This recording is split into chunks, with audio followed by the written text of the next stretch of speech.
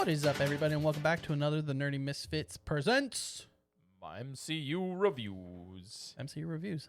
We're halfway point through, just past halfway, I guess, for phase one. Odd number of films. Yeah. So, we just finished Thor, which means we got 2 more films left in phase 1. It's kind of been flying by. Yeah, honestly, it feels interesting going back to these movies and then Yeah, it's actually, there were things I did not even remember from Same. Thor. I think I had more memory of Hulk maybe than Thor. I would second that. There's But a lot of things that happened in Thor. I was like, oh yeah, that did happen. yeah, Like, they or weren't like that important, character but, was in it. Yeah, exactly. Yeah. But going into details, IMDb's got it rated 7 out of 10. Rotten Tomatoes 77 for critics, 76 for audience. Budget was 150 million. Box office was 449.3 million. Very successful. Pretty good for that time. Studio was obviously Marvel. The director was Kenneth Branagh, which he's a great actor and a great director in my opinion. He's done Cinderella. If you ever had to watch the Hamlet movie in high school, he directed it and played Hamlet. Also did not come back for any of the other Thor films. Did not, no. I No. think outside of, because I don't know who directed Thor 2, but that's obviously not Taika Waititi either. But yeah, release date was May 6, 2011. So almost 15 years ago this movie came out, which is crazy to think about. Your cast, moving in, obviously, first appearance of Chris Hemsworth as Thor, Natalie Portman as Jane Foster, Tom Hiddleston as Loki, Stellan Skarsgård as Eric Selvig, Kat Dennings as Dorothy Lewis, Anthony Hopkins as Odin. Those are probably the most important ones. Yeah, definitely. I guess you could argue like we had Lady Sif, Lady Sif, who does appear in Agents of S.H.I.E.L.D. Agents of S.H.I.E.L.D. And then you have the Warriors 3, which one actor who's the blonde hair gets basically recast at every movie. Like Zachary Levi plays him in the second one, I'm pretty sure. Yeah. The actor that plays the bigger god, I think his name is Holtrog, like the ginger hair with the big beard and stuff like that. That is the same actor that is in Ahsoka. Okay. And he's the gentleman that passed away that they needed to recast for season 2. Yeah. So rest in peace. And Connor, what do you like about this movie? First off, the costume design was really great. I thought the overall aesthetic of Asgard was also really well done. Obviously, it's completely CGI, but it looks really clean. Very like futuristic, but old futuristic, where like you kind of get the whole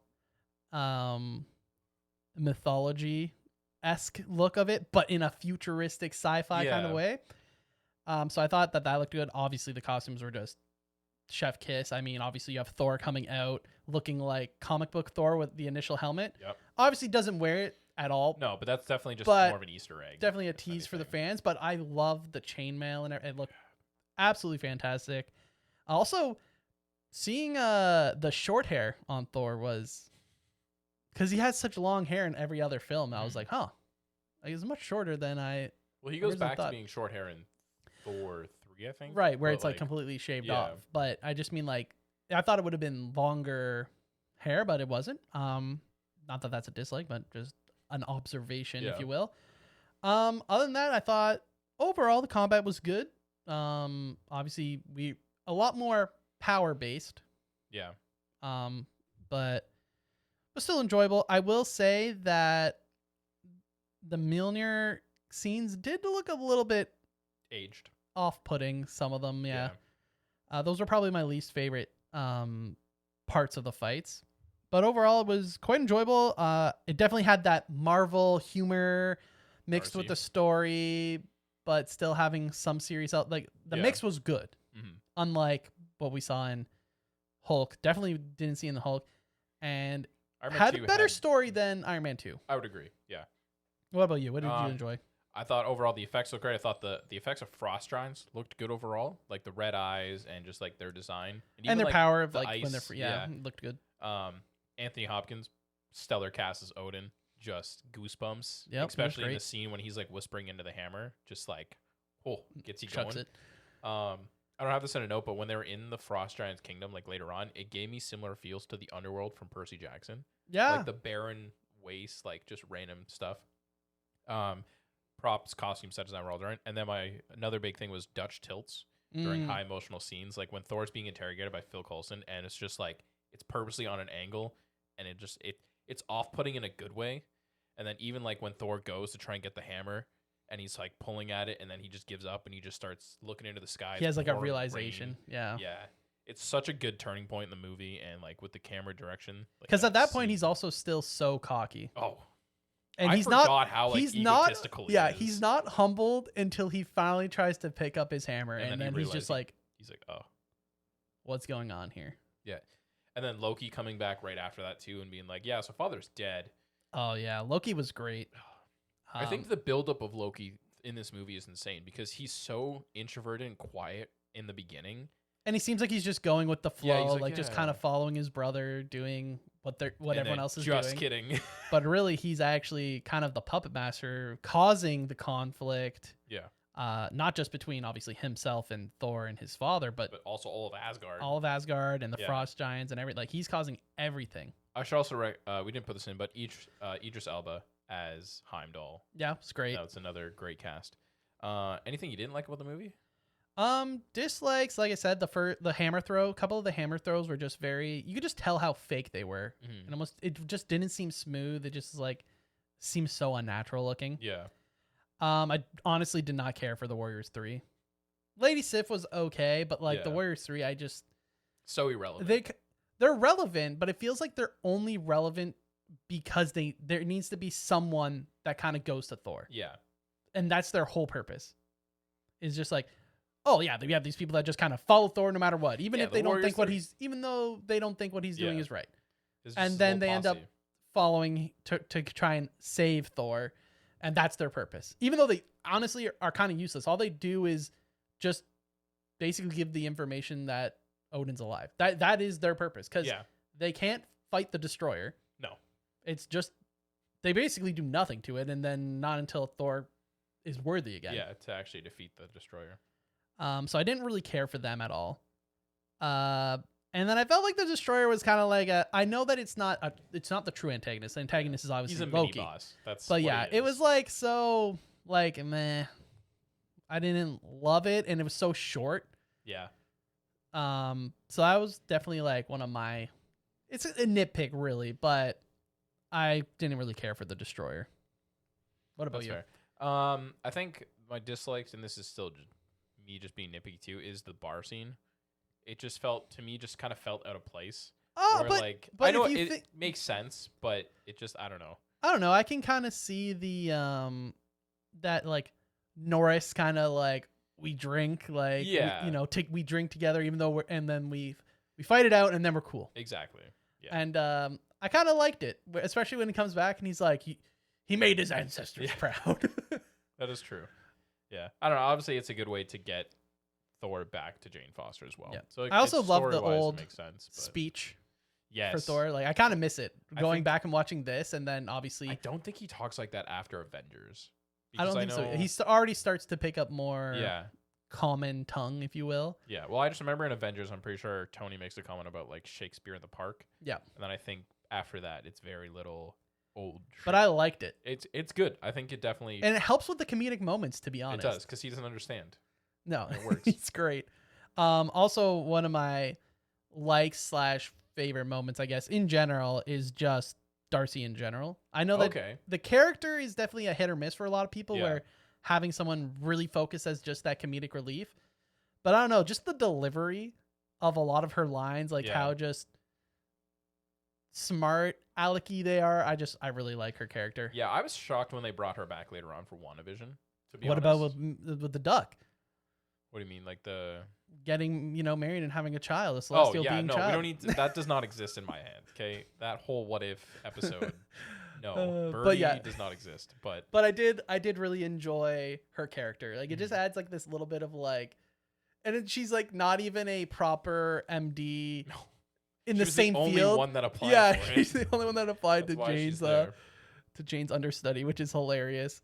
But I really liked her. Yeah. My favorite moment probably is the monologue Odin gives, like after they return from the Frost Giant realm, and he just is the big speech of disappointment, laying into Thor. Yeah, takes that was Thor's great. powers away, and it's such an emotional when moment. he makes Thor unworthy. Yeah. When he literally makes him not Thor anymore, and just literally throws him through a portal. He's like, "Yeah, no, you're gonna learn your lesson. Bye." And then Loki's just standing there, watch it all happen. Yeah, and you know that he didn't think that that's what was Yeah. going to happen either. Exactly. And I'm Like he "Damn." planned the conflict, but he planned the conflict so he would look good when he's the one that resolves it or Exactly, eliminates yeah. the frost giants, if you will. He did not expect Thor to Thor get to yeeted. just yeeted to Earth. He's like, oh, well, this makes my plan even better. Exactly. And then Odin falls into sleep and it's fine. Overall importance to the MCU, obviously. Pretty important. Honestly, yeah. It's the introduction of Thor. Most importantly, Loki, who is a reoccurring character. Has his own show that people Exactly. love.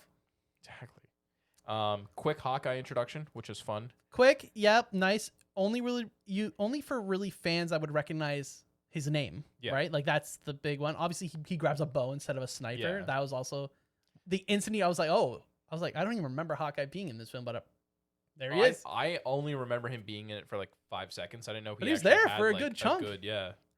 The other big one is the introduction of multi-worlds, the 9 realms, Yep. and the world tree, which plays a huge impact in the overarching MCU. It even comes back in Captain America. Comes It back gets in Captain mentioned. America. Obviously, the Loki TV series is so primarily focused on the world tree as a whole. So that's a huge introduction to the MCU. I also obviously have Hawkeye, and without, there's Asgard. Yeah. It's important. Heimdall is kind of important, I guess. Less it really so, depends. but Yeah. It really depends how you look at it. Like, there's importance to the Thor movies, and there's importance to the overall. And I guess if MCU. you want to say Lady Sif carrying over at the time was being able to be in Agents of Shield and stuff, so Yeah. a little bit of importance in that introduction as well. Easter eggs, comic book accurate Thor first scene with a winged helmet, as you already mentioned. Yeah, we also had the Donald Blake MD name Yeah. tag, which in comics is the being that Yeah. Odin has selected out for Thor to be in. Because in the Yes. comics, he isn't Thor. He's Donald Blake. Donald Blake, and he's placed inside this Yeah. powerless human. Until a few years ago, and then there Yeah. was this huge weird Thor storyline with Donald But Blake. that was Yeah. a nice little fun Easter egg. There were also all of the ancient different magical items that are hidden within One of them Asgard. being the gauntlet, Yes, which obviously is not the gauntlet. as we later learn. Yeah, I can't remember what the other relics are in the relic room. There are a but bunch of different relics. Yeah. Just you can nerd out and kind of find them. They're on like MCU wiki and Easter stuff. eggs, yeah. Obviously, after we're done the movies, I do my best to like when I go through the movies to write down the Easter eggs. Then I always like just double check a list if there's any other ones that are like Yeah, because and worthy. then for obviously we're going back, yeah, right? So some of these Easter eggs end up being relevant because maybe they put them in some of the later MCU films just because Exactly. they've already shown them. yeah. So it's a lot easier to go back and look up and see what's there. One other one that I want to mention is there's Easter eggs of J. Michael Straczynski and Walter Simonson, who are writers of Thor. They've written for Thor. Yes, off and on for one of few them years. sat right next to was it Lady Sif? Yeah. Yeah. One sat through Lady Sif, and the other one was one of the dudes trying to pick up the hammer at one point. Nice. Um, Speaking of dudes picking up the hammer, that's Stanley's cameo. Yeah, in He's the the one truck. in a truck trying to lift the hammer. Trying to use a chain. Did Yeah. it work? That Did was that good. work? Yeah, nice little fun Stanley cameo. Post credit scene. It was weird. It was definitely, of the post-credits scenes we've seen, maybe one of the weaker ones. Yeah, because especially obviously this is a Easter egg to Captain America because he pulls out the Tesseract. Yeah. And obviously, but it's just like Eric's in there, and then Nick Fury is telling him about the Tesseract, and then he looks in a mirror and like Loki controls his mind. You're like, okay, so Loki's still alive, obviously. Yeah. But I guess the importance of the post-credit scene is that Loki's still alive. Going in, we know that Loki will be the Return. first villain. Yeah. For the Avengers.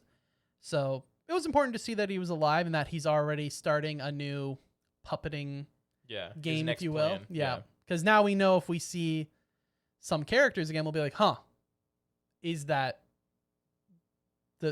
Loki's Yeah. will or is this that character's will? I think something to mention too is the whole Bifrost situation. That he destroys part of the Bifrost, and he makes it such a big deal throughout the movie that that's the only way he can get to the different realms and stuff like that. And then clearly, Well, we already That's know that not, that's not the but- case because Loki says it. Yeah. He's like, you're. there's secret passages. Yeah, exactly. Yeah.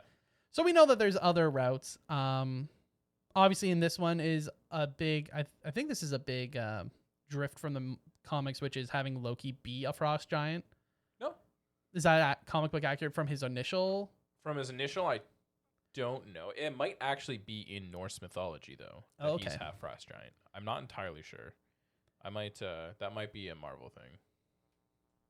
But obviously, we get a little bit of backstory for Loki, not just Thor, being that he's an adopted child of Odin, and that obviously creates a lot of issues for Loki specifically. Yeah. Obviously, there's no one else that has issues with it. It's just Loki. Creating in his own mind, that's why you like Thor more. That's why, you don't look at me, blah, blah, blah, blah, blah. Yeah. So he's not connected to the frost giant per se in actual Norse mythology. So it's definitely a Marvel-related thing? Yeah. Okay. Yeah. Anyways, there it goes. There's a recap, summarization, notes, etc. on Thor. And what would you rate it? I think knowing it's got like what you said, a 7. Yeah, I think that's pretty close. I'd give it like a 7.5. Yeah, I'd say 7.5. Honestly, I could even push towards 8. I think it was a nice story following this very arrogant and cocky character who gets humbled really fast, really hard by his dad, and then he kind of learns what it is to be a ruler or what the importance, because he's sent to another realm that obviously, in comparison, he's much more powerful in, and he's powerless in this realm, and he has to. Basically, it ends up being very like kind of cliche, he's like self-sacrificing, like I'm willing to risk myself to save people here. Especially when it comes to Loki, he's like, hey, like kill me, spare everyone else around here. Like Yeah. And where would you put it on rankings of the Marvel movies that we've seen? Oh, I don't want to put that. I don't want to spoil that yet. Quite yet. I don't want to spoil that. We'll have a full tier list of perhaps the end of phase 1. Yeah, we'll do phase maybe. 1. We'll do it by phases, and then we'll have a big overarching tier list for the rest. But yeah, just know that I think we were both pleasantly surprised by Thor 1. Yeah, 7.5/8. Honestly, good story by itself. You don't need the rest of the MCU. You don't need to be heavily involved in the MCU to enjoy it. So check it out if you haven't. If you have, let us know what you thought about Thor in the comments section down below. And tune in next week as we check out the first Avenger. Captain America. Captain America. All right. Bye. Bye.